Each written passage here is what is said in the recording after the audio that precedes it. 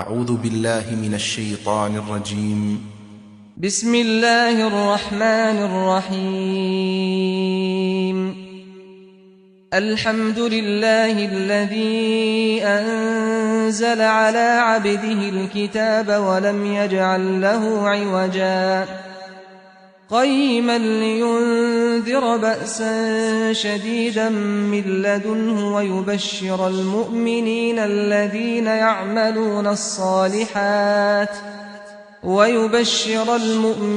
الذين يعملون الصالحات أن لهم أجرا حسنا ماكثين فيه أبدا وينذر الذين قالوا اتخذ الله ولدا ما لهم به من علم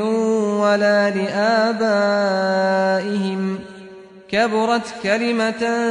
تخرج من أفواههم إن يقولون إلا كذبا فلعلك باخع نفسك على آثارهم إن لم يؤمنوا بهذا الحديث أسفا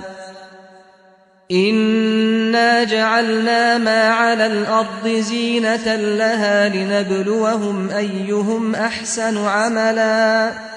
وإنا لجاعلون ما عليها صعيدا جرزا أم حسبت أن أصحاب الكهف والرقيم كانوا من آياتنا عجبا إذ أوى الفتية إلى الكهف فقالوا ربنا آتنا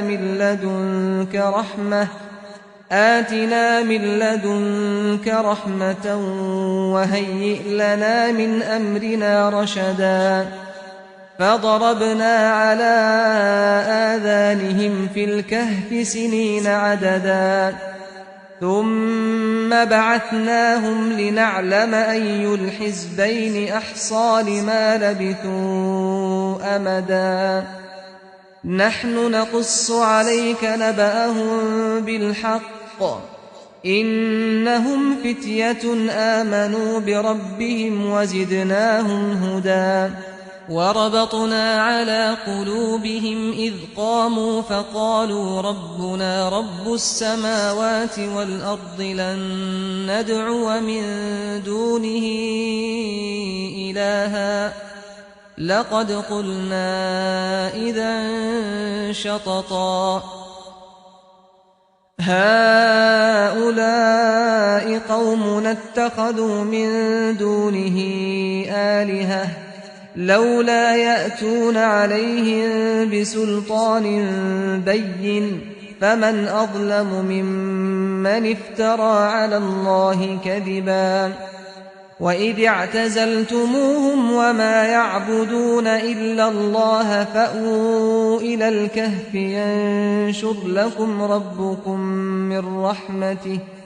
ينشر لكم ربكم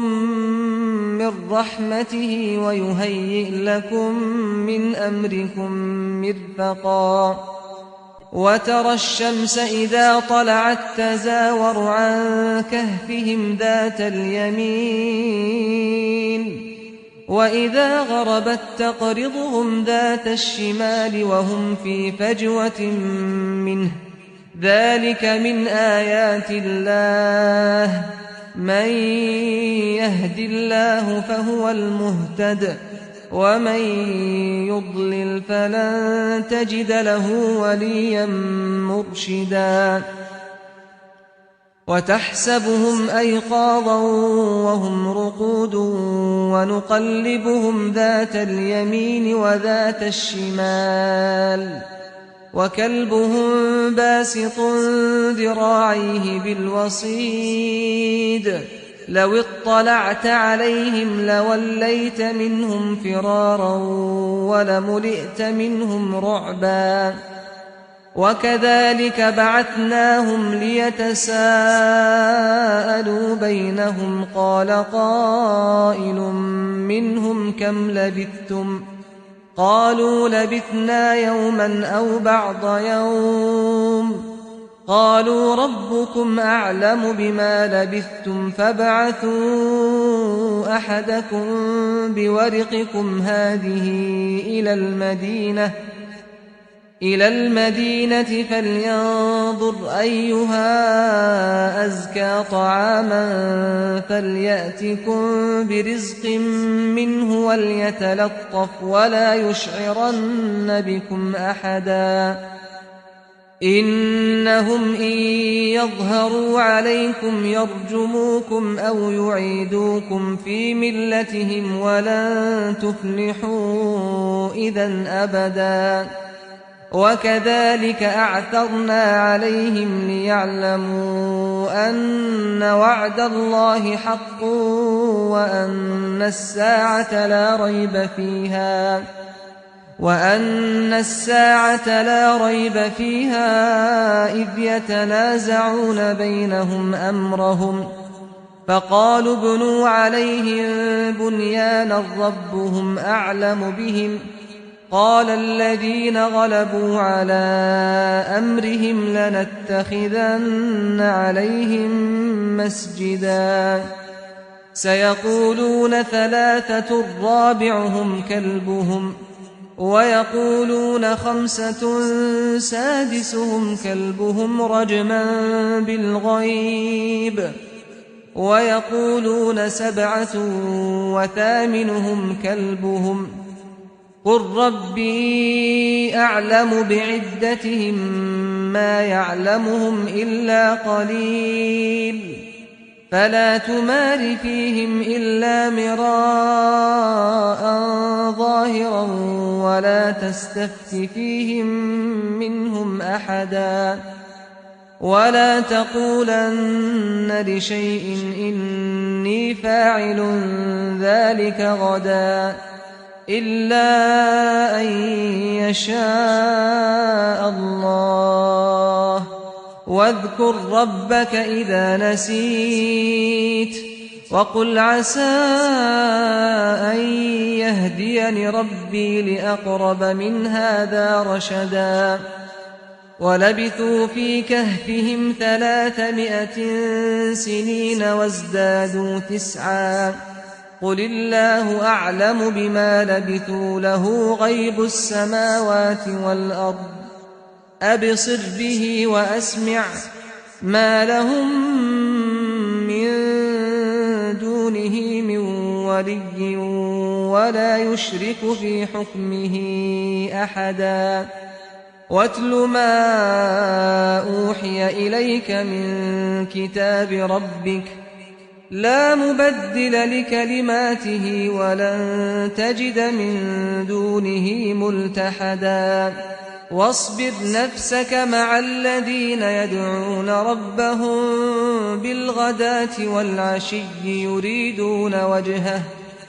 يريدون وجهه ولا تعد عيناك عنهم تريد زينة الحياة الدنيا ولا تطع من أغفلنا قلبه عن ذكرنا واتبع هواه وكان أمره فرطا وقل الحق من ربكم فمن شاء فليؤمن ومن شاء فليكفر إنا أعتدنا للظالمين نارا أحاط بهم سرادقها وإن يستغيثوا يغاثوا بماء كالمهل يشوي الوجوه بئس الشراب وساءت مرتفقا إن الذين آمنوا وعملوا الصالحات إنا لا نضيع أجر من أحسن عملا أولئك لهم جنات عدن تجري من تحتهم الأنهار يحلون فيها من أساور من ذهب ويلبسون ثيابا خضرا من سندس واستبرق متكئين فيها على الأرائك نعم الثواب وحسنت مرتفقا واضرب لهم مثل الرجلين جعلنا لأحدهما جنتين من أعناب وحففناهما بنخل وجعلنا بينهما زرعا كلتا الجنتين آتت أكلها ولم تظلم منه شيئا وفجرنا خلالهما نهرا وكان له ثمر فقال لصاحبه وهو يحاوره أنا أكثر منك مالا وأعز نفرا ودخل جنته وهو ظالم لنفسه قال ما أظن أن تبيد هذه أبدا وما أظن الساعة قائمة ولئن رددت إلى ربي لأجدن خيرا منها منقلبا قال له صاحبه وهو يحاوره أكفرت بالذي خلقك من تراب ثم من نطفة ثم سواك رجلا لكن هو الله ربي ولا أشرك بربي أحدا ولولا إذ دخلت جنتك قلت ما شاء الله لا قوة إلا بالله إن ترني أنا أقل منك مالا وولدا فعسى ربي أن يؤتيني خيرا من جنتك ويرسل عليها حسبانا من السماء فتصبح صعيدا زلقا أو يصبح ماؤها غورا فلن تستطيع له طلبا وأحيط بثمره فأصبح يقلب كفيه على ما أنفق فيها وهي خاوية على عروشها ويقول يا ليتني لم أشرك بربي أحدا ولم تكن له فئة ينصرونه من دون الله وما كان منتصرا هنالك الولاية لله الحق هو خير ثوابا وخير عقبا واضرب لهم مثل الحياة الدنيا كماء أنزلناه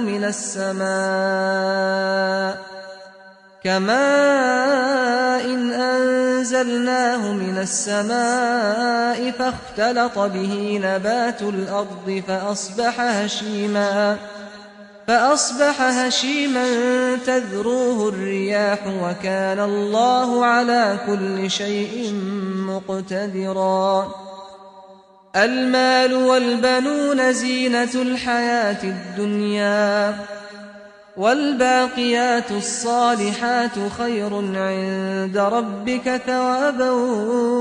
وخير أملا ويوم نسير الجبال وترى الأرض بارزة وحشرناهم فلم نغادر منهم أحدا وعرضوا على ربك صفا لقد جئتمونا كما خلقناكم أول مرة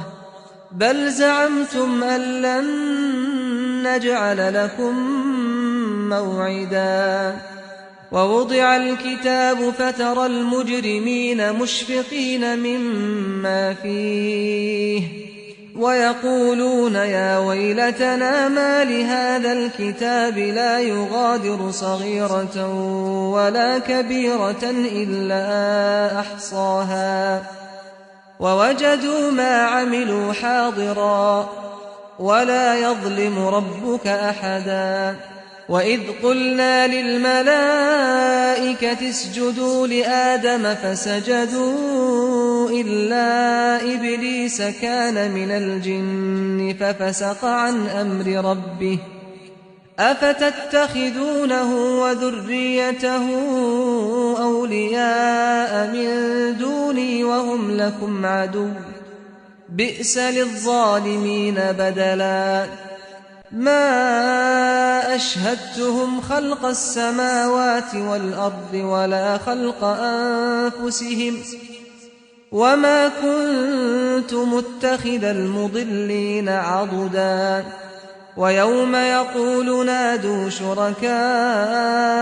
الذين زعمتم فدعوهم فلم يستجيبوا لهم وجعلنا بينهم موبقا ورأى المجرمون النار فظنوا أنهم مواقعوها ولم يجدوا عنها مصرفا ولقد صرفنا في هذا القرآن للناس من كل مثل وكان الإنسان أكثر شيء جدلا وما منع الناس أن يؤمنوا إذ جاءهم الهدى ويستغفروا ربهم إلا أن تأتيهم سنة الأولين أو يأتيهم العذاب قبلا وما نرسل المرسلين إلا مبشرين ومنذرين ويجادل الذين كفروا بالباطل ليدحضوا به الحق واتخذوا آياتي وما أنذروا هزوا ومن أظلم ممن ذكر بآيات ربه فأعرض عنها ونسي ما قدمت يداه إنا جعلنا على قلوبهم أكنة أن يفقهوه وفي آذانهم وقرا وإن تدعهم إلى الهدى فلن يهتدوا إذا أبدا وربك الغفور ذو الرحمة لو يؤاخذهم بما كسبوا لعجل لهم العذاب بل لهم موعد لن يجدوا من دونه موئلا وتلك القرى أهلكناهم لما ظلموا وجعلنا لمهلكهم موعدا وإذ قال موسى لفتاه لا أبرح حتى أبلغ مجمع البحرين أو أمضي حقبا فلما بلغا مجمع بينهما نسيا حوتهما فاتخذ سبيله في البحر سربا فلما جاوزا قال لفتاه آتنا غداءنا لقد لقينا من سفرنا هذا نصبا قال أرأيت إذ أوينا إلى الصخرة فإني نسيت الحوت وما أنسانيه إلا الشيطان أن أذكره واتخذ سبيله في البحر عجبا قال ذلك ما كنا نبغي فارتدا على آثارهما قصصا فوجدا عبدا من عبادنا آتيناه رحمة من عندنا وعلمناه من لدنا علما قال له موسى هل أتبعك على أن تعلمني مما علمت رشدا قال إنك لن تستطيع معي صبرا وكيف تصبر على ما لم تحط به خبرا قال ستجدني إن شاء الله صابرا ولا أعصي لك أمرا قال فإن اتبعتني فلا تسألني عن شيء حتى أحدث لك منه ذكرا فانطلقا حتى إذا ركبا في السفينة خرقها قال أخرقتها لتغرق أهلها لقد جئت شيئا إمرا قال ألم أقل إنك لن تستطيع معي صبرا قال لا تؤاخذني بما نسيت ولا ترهقني من أمري عسرا فانطلقا حتى إذا لقيا غلاما فقتله قال أقتلت نفسا زكية بغير نفس لقد جئت شيئا نكرا قال ألم أقل لك إنك لن تستطيع معي صبرا قال إن سألتك عن شيء بعدها فلا تصاحبني قد بلغت من لدني عذرا فانطلقا حتى إذا أتيا أهل قرية استطعما أهلها فأبوا أن يضيفوهما فوجدا فيها جدارا يريد أن ينقض فأقامه قال لو شئت لاتخذت عليه أجرا قال هذا فراق بيني وبينك سأنبئك بتأويل ما لم تستطع عليه صبرا أما السفينة فكانت لمساكين يعملون في البحر فأردت أن أعيبها وكان وراءهم ملك يأخذ كل سفينة غصبا وأما الغلام فكان أبواه مؤمنين فخشينا أن يرهقهما طغيانا وكفرا فأردنا أن يبدلهما ربهما خيرا منه زكاة وأقرب رحما وأما الجدار فكان لغلامين يتيمين في المدينة وكان تحته كنز لهما وكان أبوهما صالحا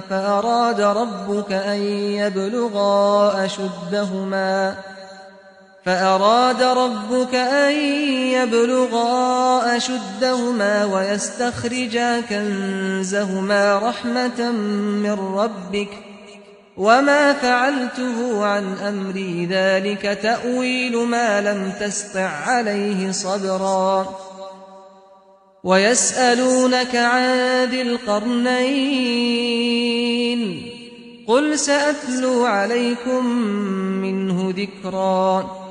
إنا مكنا له في الأرض وآتيناه من كل شيء سببا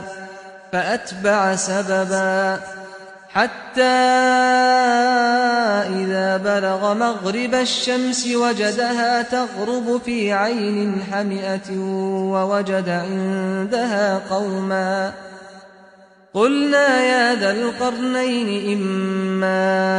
أن تعذب وإما أن تتخذ فيهم حسنا قال أما من ظلم فسوف نعذبه ثم يرد إلى ربه فيعذبه عذابا نكرا وأما من آمن وعمل صالحا فله جزاء الحسنى وسنقول له من أمرنا يسرا ثم أتبع سببا حتى إذا بلغ مطلع الشمس وجدها تطلع على قوم لم نجعل لهم من دونها سترا كذلك وقد أحطنا بما لديه خبرا ثم أتبع سببا حتى إذا بلغ بين السدين وجد من دونهما قوما لا يكادون يفقهون قولا قالوا يا ذا القرنين إن يأجوج ومأجوج مفسدون في الأرض فهل نجعل لك خرجا على أن تجعل بيننا وبينهم سدا قال ما مكني فيه ربي خير فأعينوني بقوة أجعل بينكم وبينهم ردما آتوني زبر الحديد حتى إذا ساوى بين الصدفين قال انفخوا حتى إذا جعله نارا قال آتوني أفرغ عليه قطرا